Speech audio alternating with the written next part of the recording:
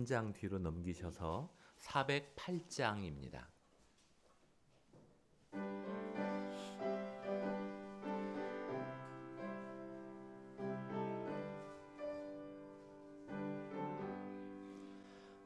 나 어느 곳에 있던지 늘 마음이 편하다.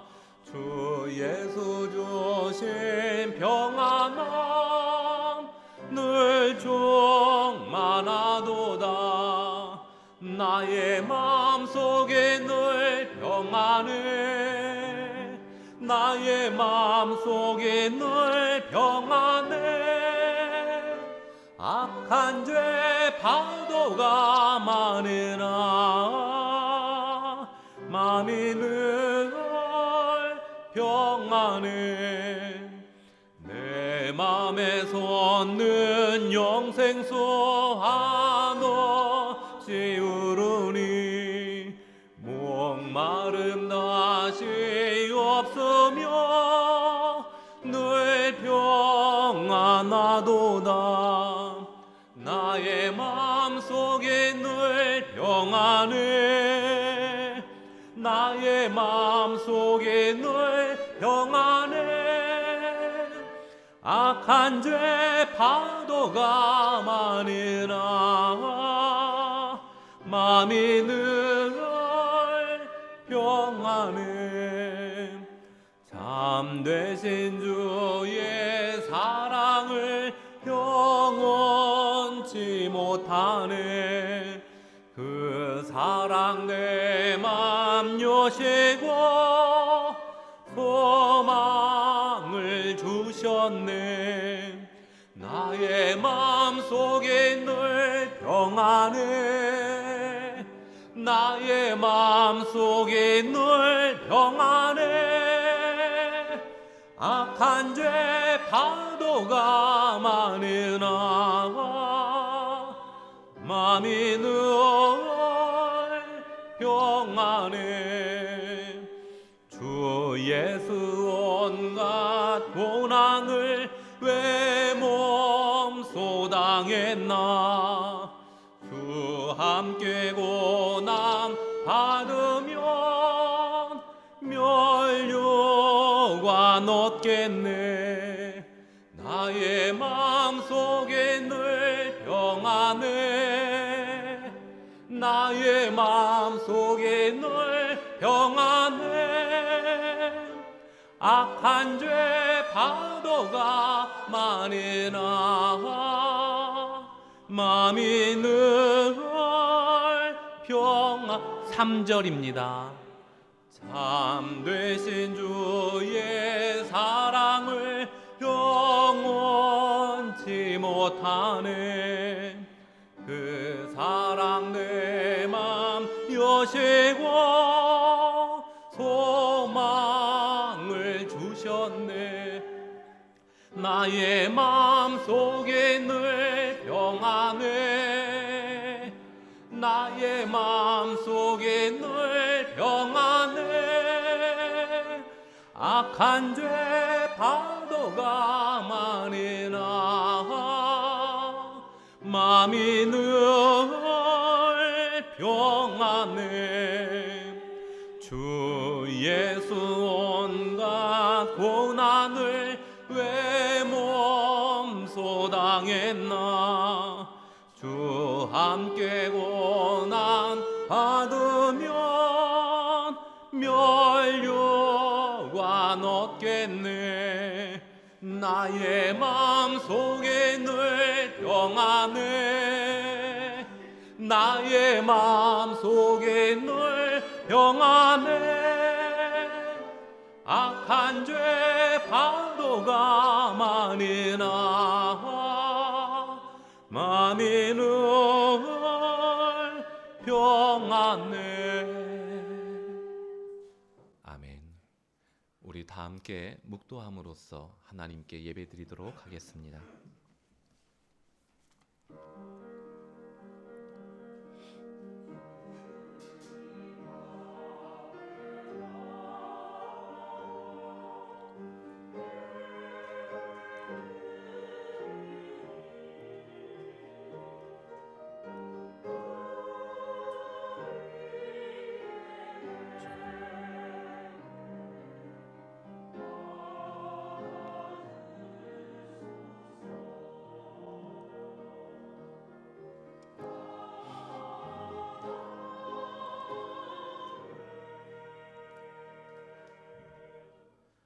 내게 듣고 들을지어다. 그리하면 너희가 좋은 것을 먹을 것이며 너희 자신들이 기름진 것으로 즐거움을 얻으리라. 너희는 귀를 기울이고 내게로 나와 들으라. 그리하면 너희의 영혼이 살리라. 아멘. 하나님 아버지, 이 아침에 주께서 사랑하시는 이들이 함께 모였습니다. 하나님을 예배하기 위해 모였습니다. 찬송할 때에, 기도드릴 때에, 그리고 말씀을 들을 때에 우리의 눈과 귀와 마음을 열어 주옵소서. 온전히 하나님을 향하게 하시고 하나님께서 주시는 은혜로 풍성하게 채움바 되어질 수 있도록 우리의 예배를 인도하여 주옵소서. 예수님의 이름으로 기도드리옵나이다. 아멘. 모두 자리에서 일어나셔서 찬송 35장 부르시겠습니다.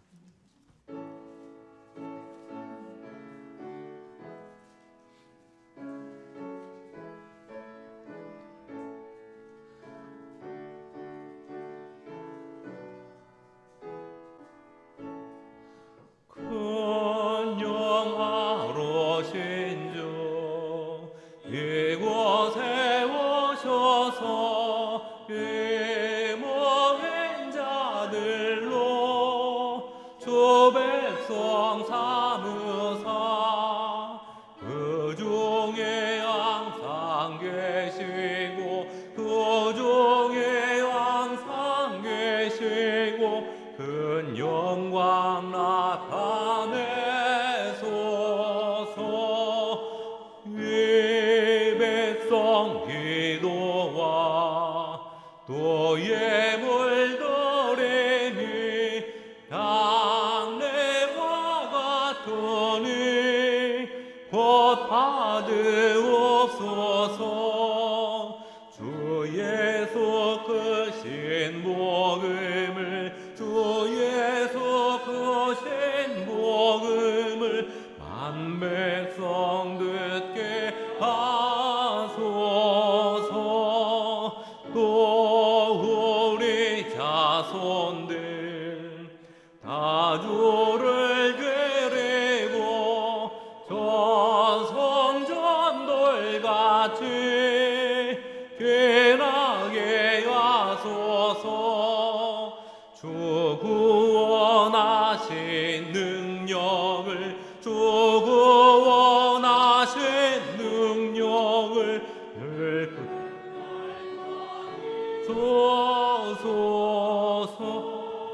주 믿는 만민이 잠진리 지키며 예성가들 같이 찬송하다가 저 천국 보좌 앞에서 저 천국 보좌 앞에서 늘 찬송하게 하소서.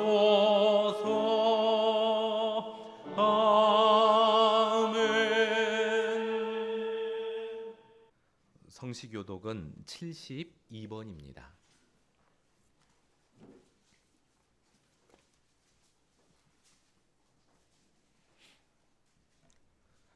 성시교독은 72번 이사야 58장입니다. 72번 이사야 58장입니다. 내가 기뻐하는 금식은 흉악의 결박을 풀어주며 멍에의 줄을 끌어주며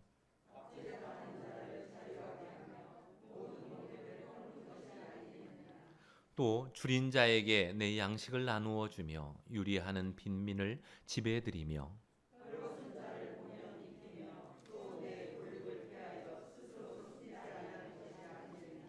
그리하면 내 빛이 새벽같이 비칠 것이며 내 치유가 급속할 것이며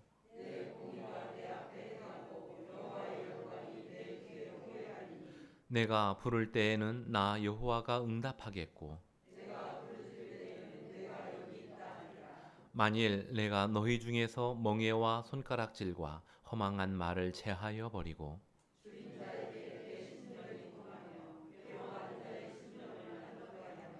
내 빛이 흑암 중에서 떠올라 내 어둠이 낮과 같이 될 것이며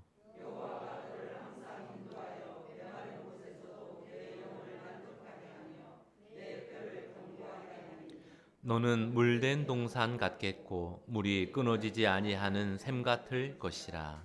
아멘. 신앙 고백하시겠습니다.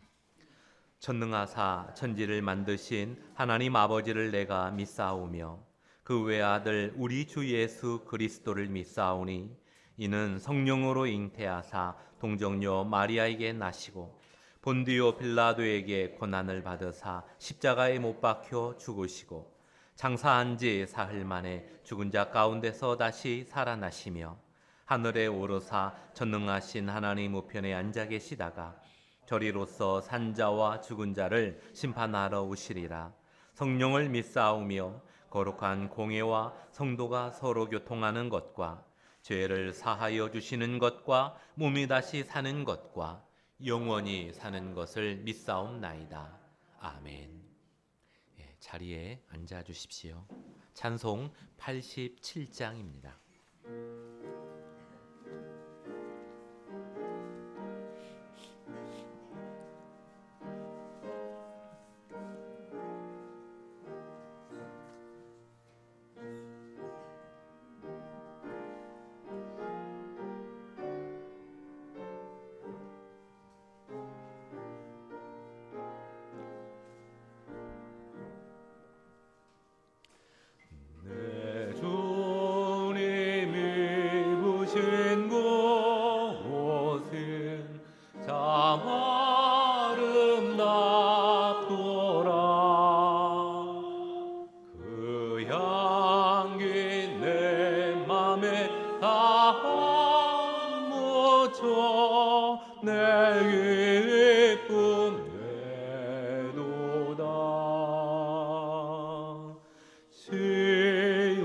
시온성보다 더 찬란한 저 전성 떠나서 이 세상 오신 예수님 참 내 구세주 내 주는 쓰라린 고통을 다 견디셨도다 주 지신 십자가 대할 때 나 눈물 흘리네 시온성보다 더 찬란한 저 전성 떠나서 이 세상 오신 예수님 참 내 구세주 내 주님 입으신 귀한 옷 나 만져보았네 내 발이 양에 빠질 때 주 나를 붙드네 시온성보다 더 찬란한 저 전성 떠나서 이 세상 오신 예수님 참 내 구세주 내 주님 영광의 옷 입고 문 열어주실 때 나 주님 나라에 두고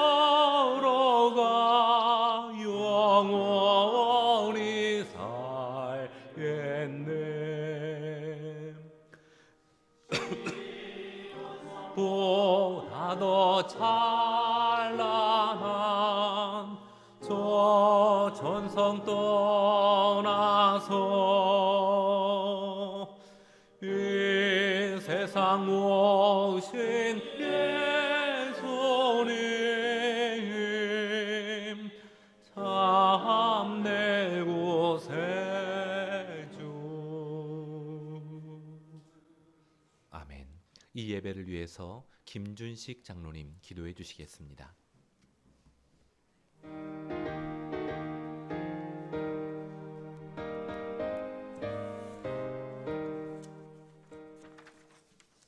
예수 그리스도 안에서 창세전부터 우리를 생각하시고 하나님의 사랑으로 구원하셔서 은하수 공동체로 섬기게 하신 하나님을 찬양합니다. 나약하고 지친 모습 그대로 저희들 주님 앞에 나왔습니다. 피곤하고 무기력하기도 합니다. 많은 사람을 만나고 나면 지칩니다. 그러나 우리 주님은 우리에게 힘을 주시는 분이시기에 믿고 의지합니다. 엘리야에게 잠을 주시고 먹을 것을 주시고 지친 육체를 회복되게 하신 하나님, 우리도 엘리야와 같은 믿음의 기도, 간절한 기도로 피곤하고 무기력한 지친 몸이 새 힘을 얻고 회복된 몸을 통하여 감사가 회복되게 하옵소서. 여호와를 앙모하는 자는 새 힘을 얻으리니 독수리가 날개치며 올라감 같을 것이요 다른 박질하여도 곤비하지 아니하겠고 걸어가도 피곤하지 아니하리로다 하신 하나님의 말씀대로 어떤 경우에도 오직 여호와를 앙망하며 하나님의 은혜에 푹 잠겨 하나님의 주시는 힘과 담대함으로 모든 일을 감당할 수 있게 하옵소서.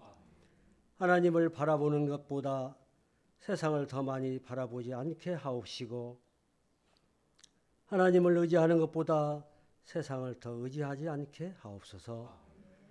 내가 가지고 있는 것과 남들이 가지고 있는 것을 비교함으로 암울하지도 않게 하옵소서.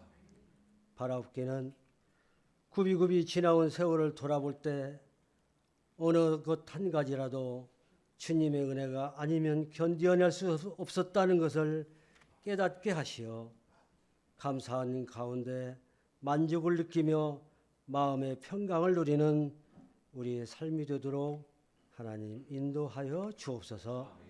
이제 올해도 11월, 12월 두 달을 남겨두고 있습니다. 그동안에 몸된 교회 각 기관에서 섬겨온 일꾼들 하나님 축복하여 주옵소서.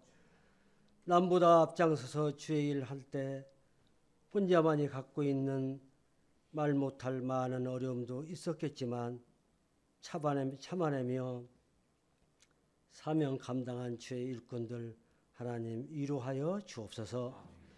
이제 남은 기간 혹 미뤄졌던 일, 중단되었던 일 있다면 잘 마무리할 수 있도록 마지막까지 충성케 하옵소서. 또한 교회의 재정도 하나님 필요한 만큼 채워주시기를 원합니다. 그렇게 하므로 내년 교회가 계획하는 여러 가지 사역들이 빠짐없이 추진될 수 있겠사오니 하나님 축복하여 주옵소서. 이제 우리 목사님 말씀 선포하십니다. 주님의 귀한 말씀 들고 전하실 때에 성령의 능력으로 붙들어 주시고 선포되는 말씀이 우리의 영혼이 변화되고 회복되며 치유되는 역사가 우리 안에 나타나게 하옵소서. 오늘도 할렐루야 찬양대의 찬양이 하나님께 기쁨이 되고 영광이 되기를 바라오며 예수 그리스도의 이름으로 기도드렸습니다. 아멘.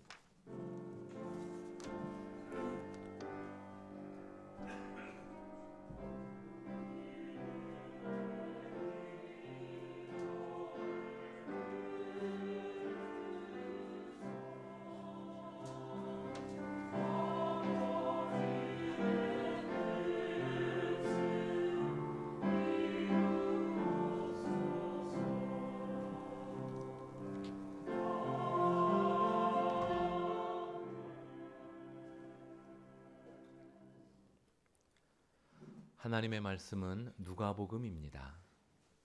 누가복음 18장 31절부터 34절까지 우리 한 절씩 교독하도록 하겠습니다. 예수께서 12 제자를 데리시고 이르시되 보라 우리가 예루살렘으로 올라가노니 선지자들을 통하여 기록된 모든 것이 인자에게 응하리라.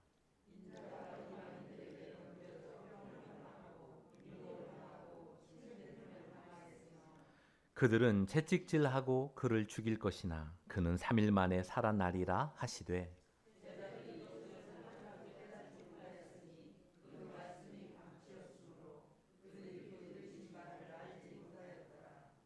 아멘. 우리 할렐루야 찬양대에 찬양이 있겠습니다.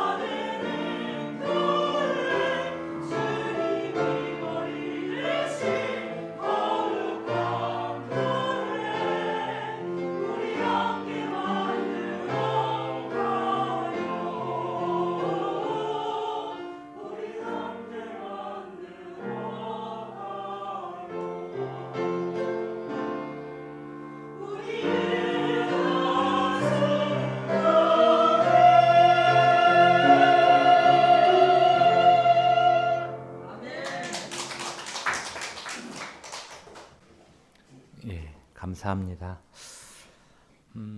한 농부가 뗄나무를 구하기 위해 대문을 나섰습니다.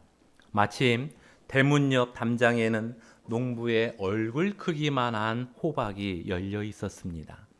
튼실한 호박을 보면서 흐뭇해진 농부는 순간 이런 생각을 하게 됩니다. 신은 참 어리석구나. 저렇게 무거운 호박을 왜 연약한 줄기에 달아 놓았을까? 내가 만약 신이었다면 큰 열매일수록 튼튼한 나무에 열리도록 했을 텐데. 이 생각이 들자 농부는 자신의 지혜에 스스로 놀랐습니다. 기분이 우쭐해진 농부는 산에 올라가자마자 열심히 뗄 나무를 모았습니다. 다른 날보다 일찍 일을 마친 농부는 커다란 상수리 나무 아래에서 잠시 휴식을 취했습니다. 피곤한 몸에 산들바람까지 불어오자 농부의 눈꺼풀이 스르르 감겼습니다. 그때 농부의 머리 위로 상수리 열매 하나가 툭 떨어졌습니다. 잠에서 깬 농부는 또르르 굴러가는 상수리를 바라보며 자신의 어리석음과 신의 지혜를 깨닫게 됩니다. 그래, 맞다. 이 큰 나무에 상수리가 아니라 호박이 열려 있었다면 나는 영영 잠들 뻔했구나. 그렇습니다. 사람들은 누군가의 입을 통해 전해 들은 간접 경험보다 자신이 무엇인가를 직접 경험할 때 확실하게 깨닫습니다. 달리 표현하면 자신이 직접 경험하지 않은 부분에 대해선 잘 받아들이려고 하지 않습니다. 이 모습은 어린아이에게서도 잘 나타납니다. 어린아이를 키우는 과정에서 조심해야 할 부분이 참 많은데 그중 하나가 뜨거운 물건입니다. 하지만 아이는 뜨거운 것이 무엇인지를 잘 모릅니다. 경험해 보지 않았기 때문이죠. 그래서 엄마가 말로 주의를 주어도 아이는 엄마가 안 보는 틈을 타서 뜨거운 물건에 기어이 손을 대고 맙니다. 그러므로 엄마는 뜨거운 물건이 아이 손에 닿지 않도록 늘 주의해야 하죠. 그런데 미처 치우지 못해 아이가 뜨거운 것을 경험하는 경우가 있습니다. 뜨거움을 경험한 아이는 그때부터 뜨거움에 대한 두려움을 갖습니다. 그러니까 장난삼아 그 아이에게 냉수를 내밀면서 뜨 이렇게 접근하면 아이는 뒷걸음질 칩니다. 이처럼 사람들은 자신이 직접 경험한 바에 대해선 깊이 인식을 합니다. 하지만 자신이 직접 경험하지 않은 내용에 대해선 인식에 대한 이해가 많이 닫혀 있는 편입니다. 오늘 본문 내용에서도 이 부분이 잘 나타나 있습니다. 우리 오늘 본문 31절을 함께 읽겠습니다. 예수께서 12제자를 데리시고 이르시되 보라, 우리가 예루살렘으로 올라가노니 선지자들을 통하여 기록된 모든 것이 인자에게 응하리라. 예수님께서 제자들과 함께 가버나움으로 가신 적도 있고 사람들이 꺼려하던 사마리아에 가신 적도 있습니다. 또 거라사에 있는 광인을 만나기 위해 광풍을 헤치고 호수를 건넌 적도 있습니다. 예수님께서 가시는 곳엔 기적이 있었고 긍휼이 있었으며 하나님 나라의 복음이 전파되었습니다.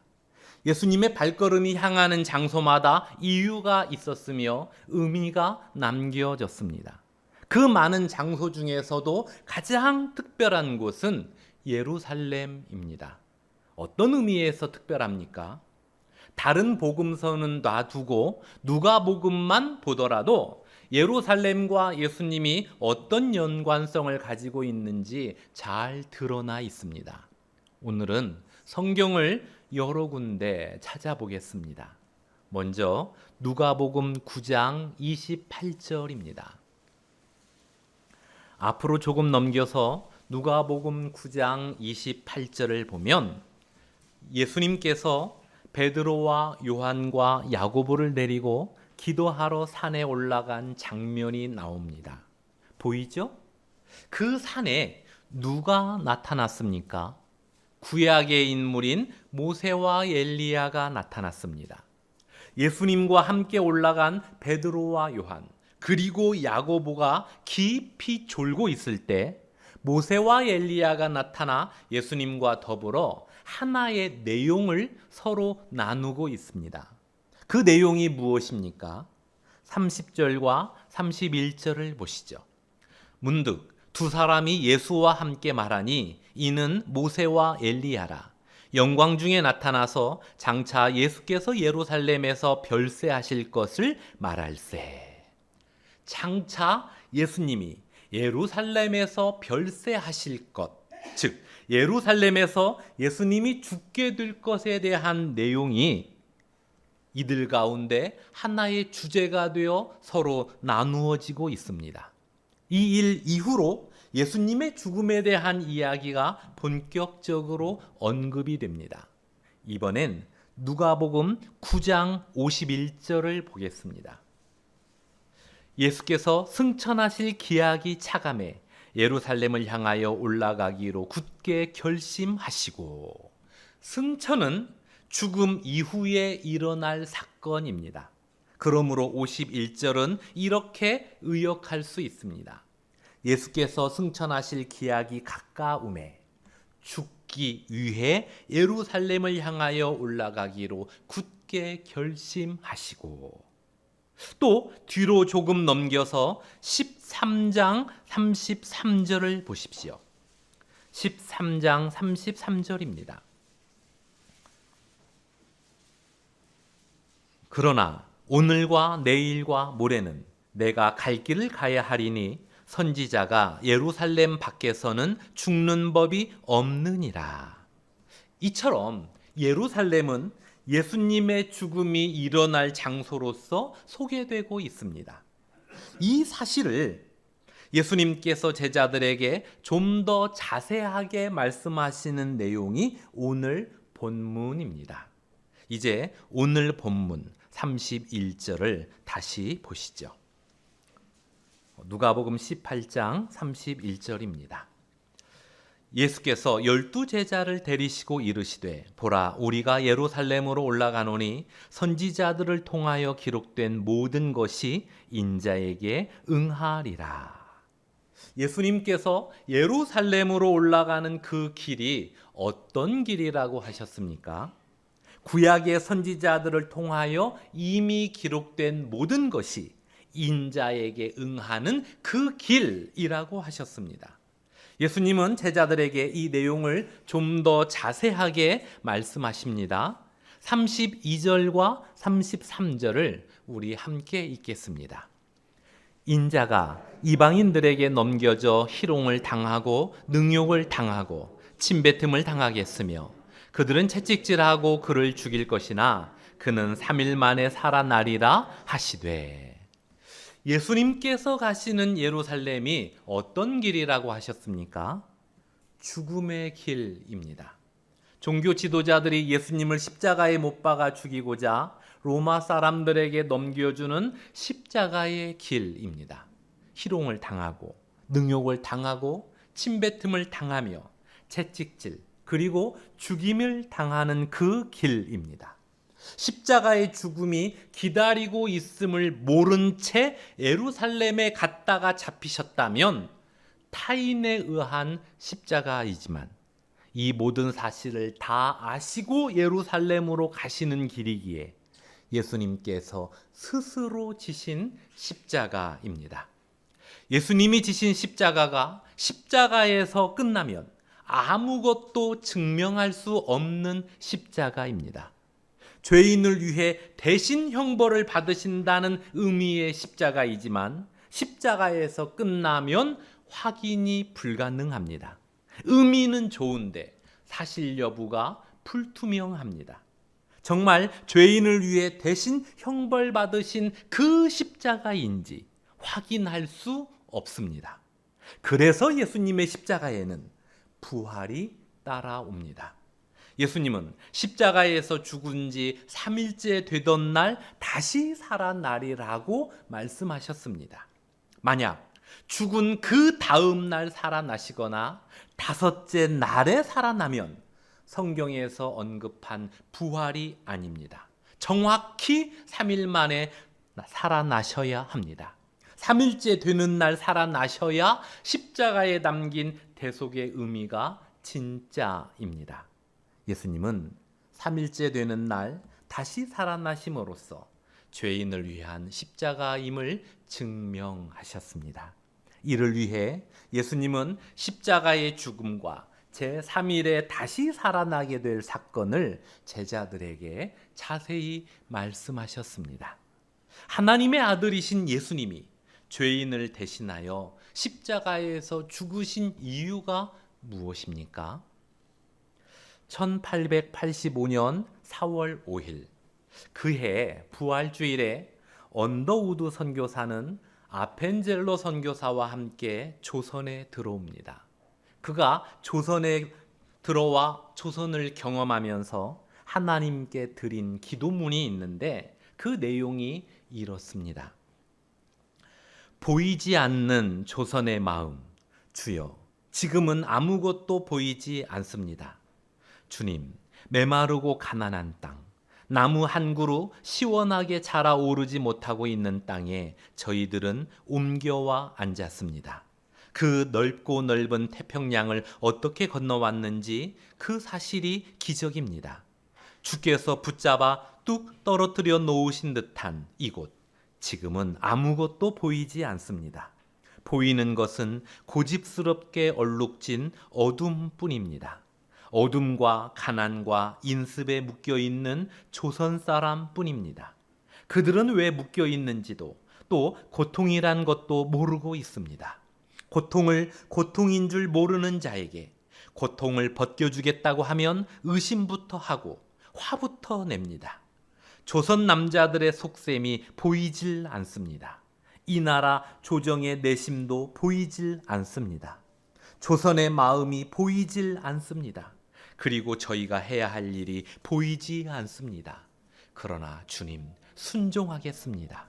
겸손하게 순종할 때 주께서 일을 시작하시고 그 하시는 일을 우리들의 영적인 눈이 볼 수 있는 날이 있을 줄 믿나이다. 믿음은 바라는 것들의 실상이요 보지 못하는 것들의 증거니 라고 하신 말씀을 따라 조선의 믿음의 앞날을 볼 수 있게 될 것을 믿습니다.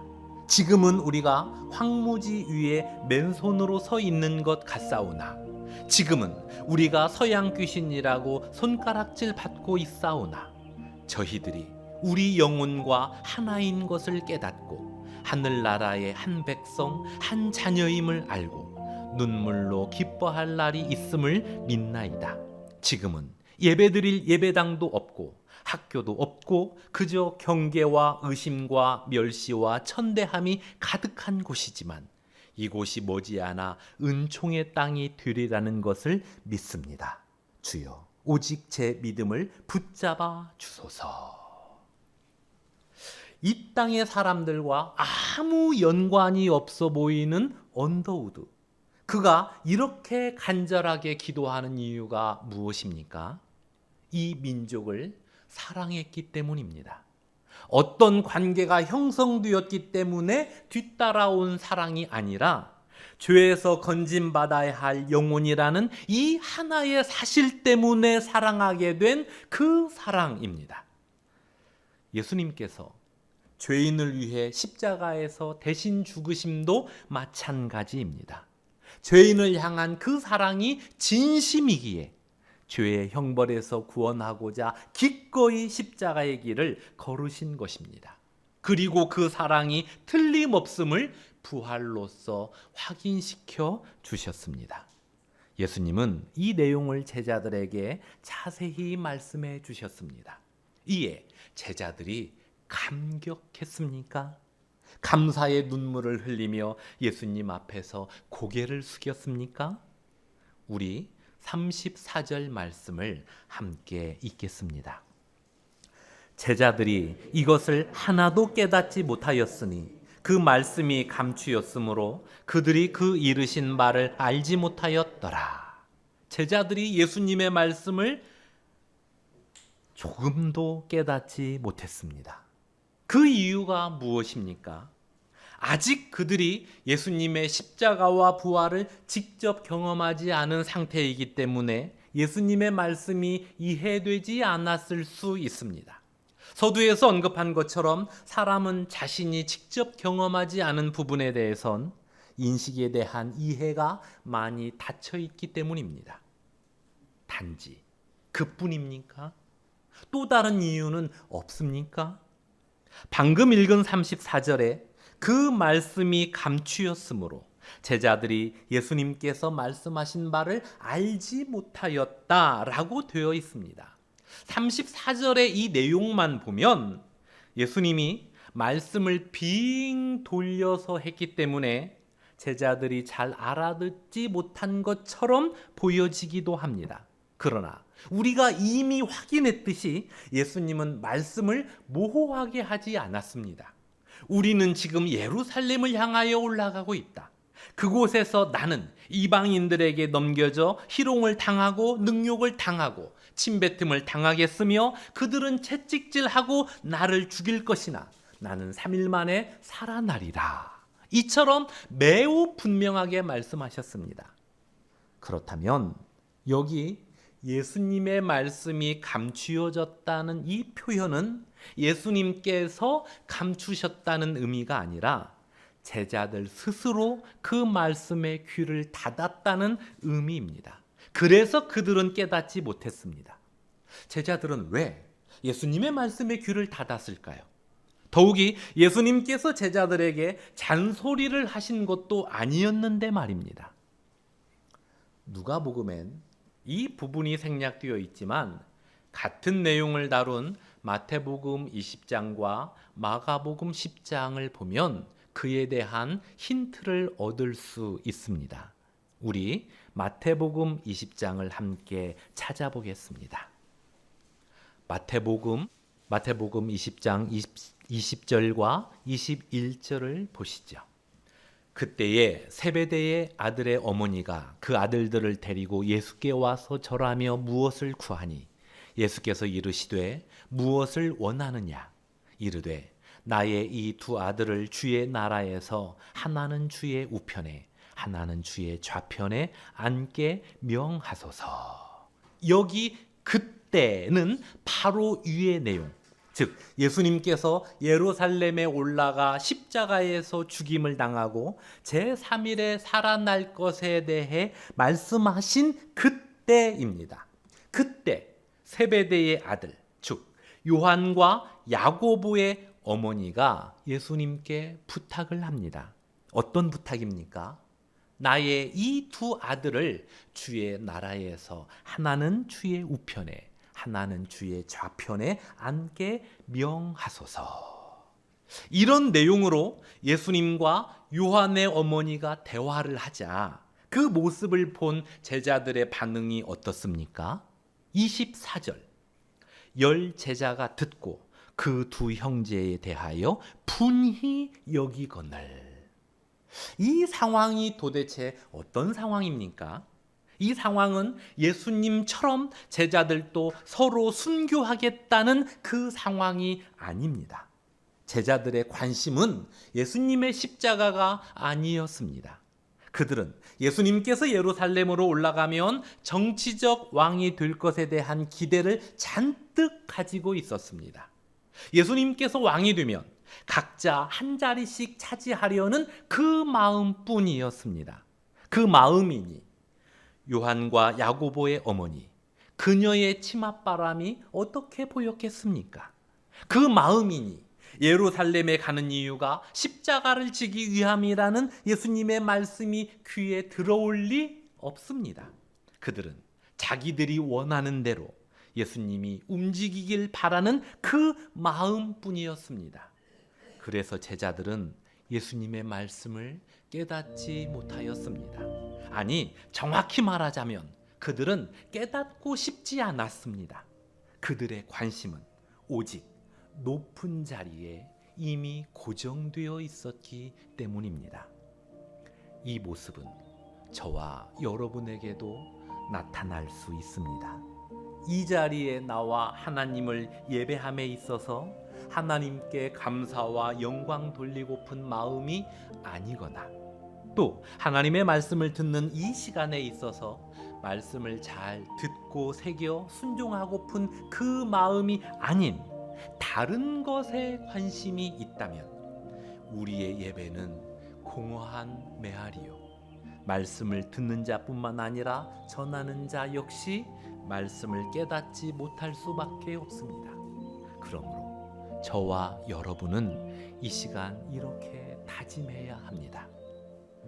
나를 향한 하나님의 그 놀라운 사랑을 외면한 채 내 소원과 욕심과 상황에 스스로를 가두지 않으리. 내가 원하는 대로 하나님을 움직이려는 모습이 아닌 하나님께서 말씀하신 대로 내가 순종하리. 이 다짐을 삶으로 이어가는 저와 여러분이 되기를 소망하고, 그렇게 살아가는 우리에게 하늘의 기쁨과 평강이 가득하길 주님의 이름으로 축원합니다. 기도하겠습니다. 죄로 죽었던 우리를 구원하기 위하여 친히 십자가의 길을 걸으셨던 주님, 그 사랑과 은혜에 감사드립니다. 주님의 백성된 자로서 날마다 말씀에 순종하며 주님의 성품을 닮아가야 하는 줄 알고 있으면서도 어떤 상황에 갇히고 욕심에 갇히고 스스로의 생각에 갇히는 이 연약함을 우리가 가지고 있습니다. 주여 긍휼히 여겨 주옵소서. 믿음을 더하여 주옵소서. 그래서 오직 주의 사랑을 따라 살아가며 주님을 닮아가며 주의 위로를 받으며 주님 기뻐하시는 모습으로 하루하루를 살아가게 하옵소서. 주께서 우리를 부르실 그날까지 이 믿음의 모습으로 살아가는 주의 백성들 되게 하여 주옵소서. 예수님의 이름으로 기도드리옵나이다. 아멘.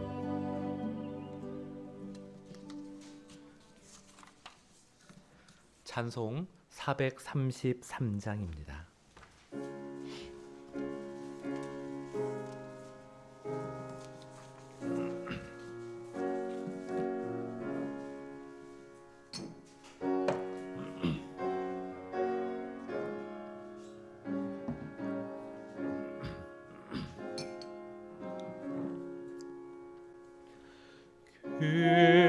귀하신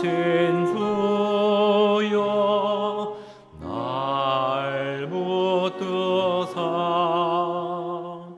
주께로 날마다 더 가까이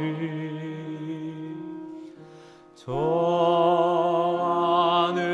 하늘나라 나 올라가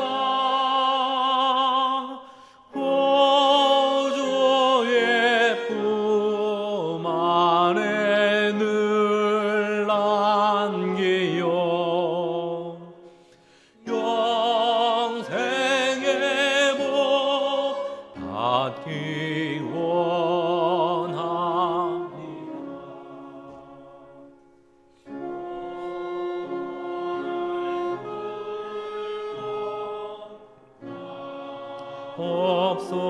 없어도 날마다 주께로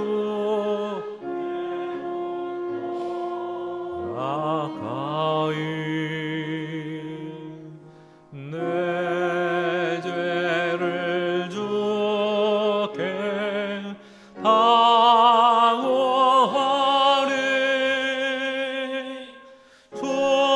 주님의 보혈로 날 씻으사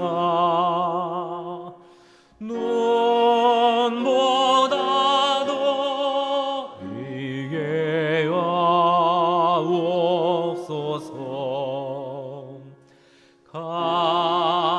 간악한 마귀 날 꾀어도 주의 수 앞으로 더 가까이 이 세상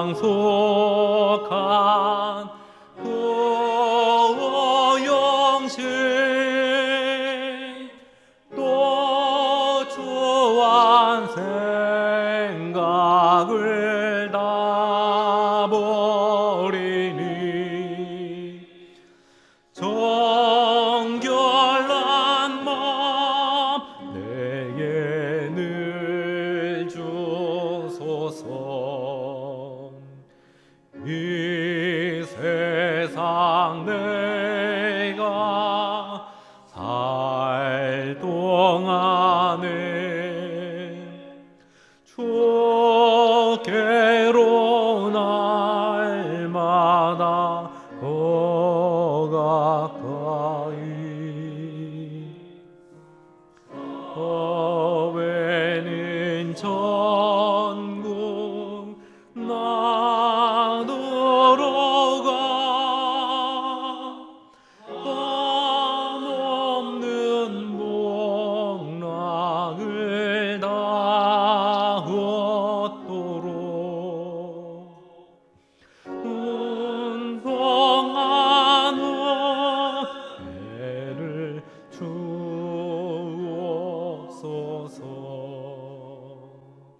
아멘.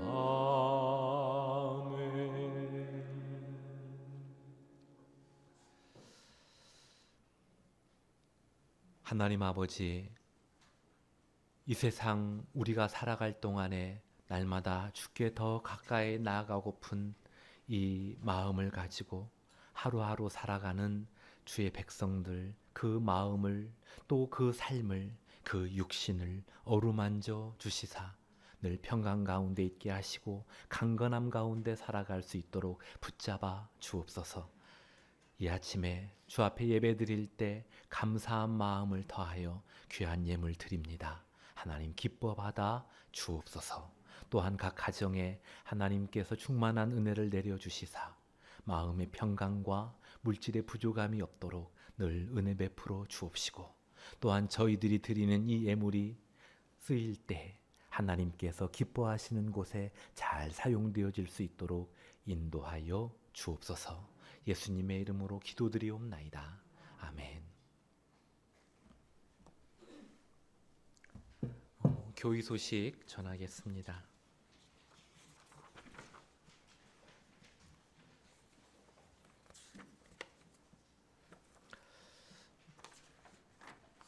이 예배 후에 당회가 있습니다. 그리고 다음 주일은 성례주일로 지킵니다. 또한 재직회가 있습니다. 교회에 오실 땐 항상 마스크를 착용해 주십시오. 그리고 매주 목요일 오전 9시 30분부터 12시까지 성경 읽기 모임이 본 예배당에서 있습니다. 성도들의 자발적인 모임으로 시작되었습니다. 참 감사한 일입니다. 함께 성경을 읽기 원하는 성도께서는 참여해 주시길 바랍니다. 유익한 시간이 될 줄 믿습니다. 우리 이 시간 옆에 계신 분들하고 잠깐 눈으로 인사를 좀 나누시죠.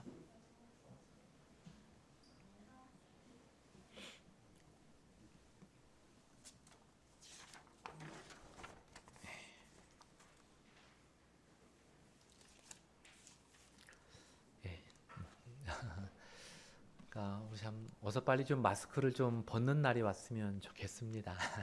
마스크도 벗고 서로 손도 좀 잡고 함께 맛있는 음식도 먹고 이야기도 좀 나누고 그랬으면 좋겠는데 이게 언제 끝날지 우리 코로나가 속히 종속될 수 있도록 기도해 주십시오.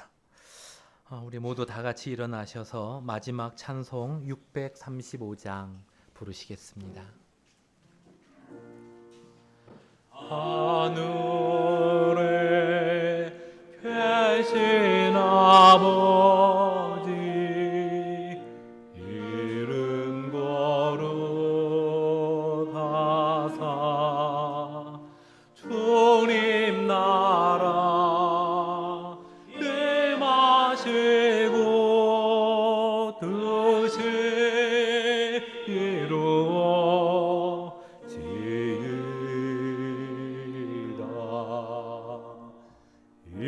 일용할 양식 주시고 우리들의 근죄 다 용서하옵시고 또 시험에 들게 마시고 악에서 구원하소서. 대개 주의 나라 주의 권세 주의 영광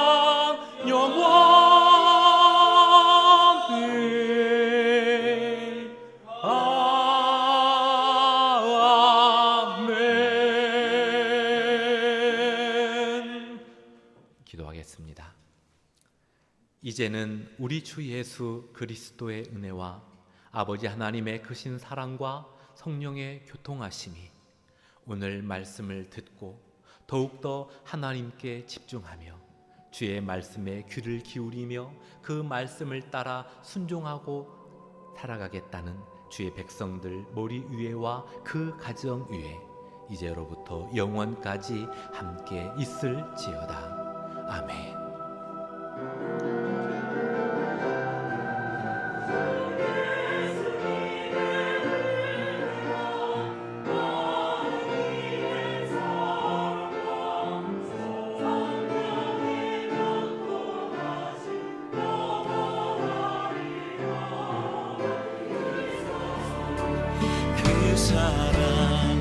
그 사랑 나를 살리신 그 사랑 하늘의 모든 영광 다 내려놓으신 내 삶도